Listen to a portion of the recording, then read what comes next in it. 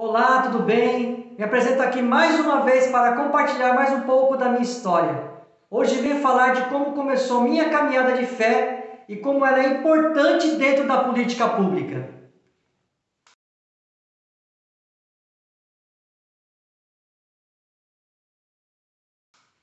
Primeiramente, não posso deixar de falar um pouco da minha infância, pois me lembro quando pequeno, meus pais ainda me levavam à missa de domingo, junto com meus irmãos. E era uma alegria, pois sabíamos que depois da missa haveria brincadeira no coreto e pipoca. Não me recordo quando paramos de ir à igreja, mas logo aos 11 anos, quando comecei a trabalhar, perdi totalmente a prática da fé. Desde então até os 21 anos de idade, era totalmente ateu, não acreditava em nada no sentido espiritual. E minha curtição era todo final de semana indo surfar, acampar e curtir como muitos jovens fazem. A minha verdadeira história de caminhada na fé começou em um retiro promovido pela RCC, Renovação Carismática Católica, em um final de semana. Este movimento é da Igreja Católica Apostólica Romana. E o engraçado é que o convite para participar deste retiro não era meu, e sim do meu irmão caçula, o Adriano.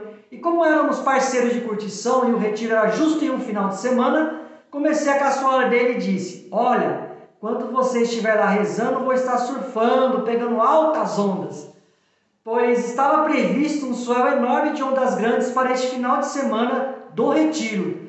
E meu irmão, muito esperto, perguntou para minha prima que trouxe o convite e falou para ela assim: olha, será que não tem o convite sobrando com o pessoal da igreja? E adivinha, ele conseguiu o bendito convite. Aí o feitiço virou contra o feiticeiro, e quem começou a caçoar foi ele de mim. Na verdade, eu fiquei bravo mesmo, porque fui forçado a participar, senão apanhava e o bicho pegava em casa. O local do retiro era um lugar alto, em um morro, lá no sertão da Quina, bairro do Maranduba, ali em Ubatuba, na antiga casa de Emaús. Me lembro que quando chegamos na sexta-feira, à tarde, no local do retiro, e do alto do morro você vê a praia, e lá olhávamos as ondas quebrando. A vontade era de estar lá surfando, pegando altas ondas, mas Deus sabe de todas as coisas. E por fim, no domingo à tarde, a vontade era ao contrária. Queríamos ficar lá e não sair mais daquele local abençoado.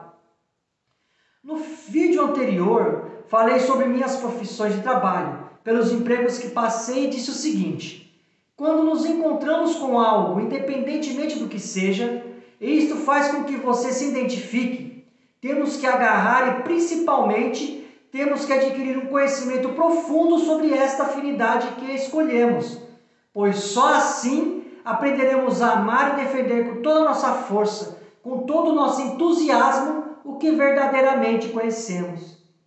Agarrei a fé e passei a amar Deus a partir daquele retiro, onde a Igreja Católica, com o movimento da renovação carismática, proporcionou para mim.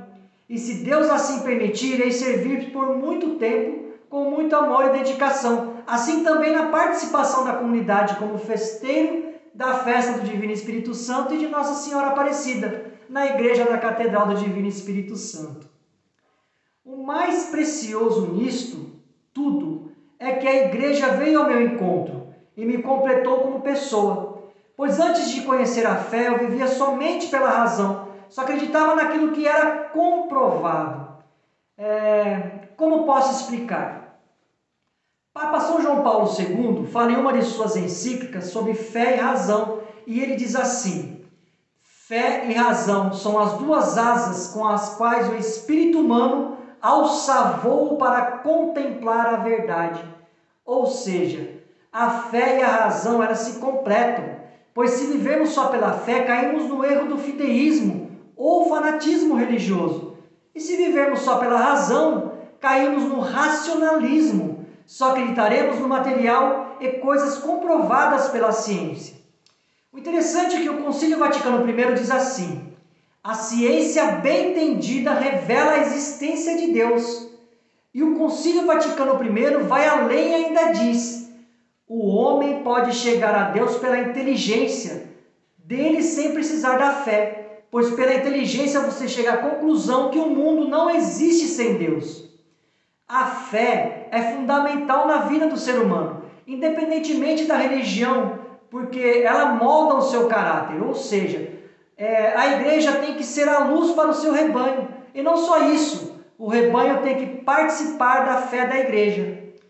E hoje, nesta minha nova missão na área da política pública, a igreja é papel fundamental, pois temos que ser luz da fé para se envolver na política. Papa Francisco responde uma pergunta em uma de suas audiências sobre a política e ele diz assim: envolver-se na política é uma obrigação para um cristão. Nós, os cristãos, não podemos fazer como Pilatos e lavar as mãos. Não podemos. Temos que nos meter na política, porque a política é uma das formas mais altas de caridade, porque busca o bem comum. Os leigos cristãos devem trabalhar na política. E o Papa continua: a política está muito suja, pergunto. Está suja por quê? Porque os cristãos não se meteram nela com o espírito evangélico. E pergunto, o que eu faço? É fácil dizer que a culpa é dos outros, mas hoje o que eu faço? Isso é um dever. Trabalhar para o bem comum é um dever do cristão. E foi por um convite através dos irmãos da igreja que conheci a formação para lideranças, a qual faço parte. E buscamos justamente realizar o que a igreja também nos pede através de nossos líderes religiosos pela luz da fé, que diz: envolver-se na política é uma obrigação para o cristão. E também pela luz da razão, através da filosofia de Edmund Burke, que diz: se a política vai mal, basta que os bons homens não façam nada.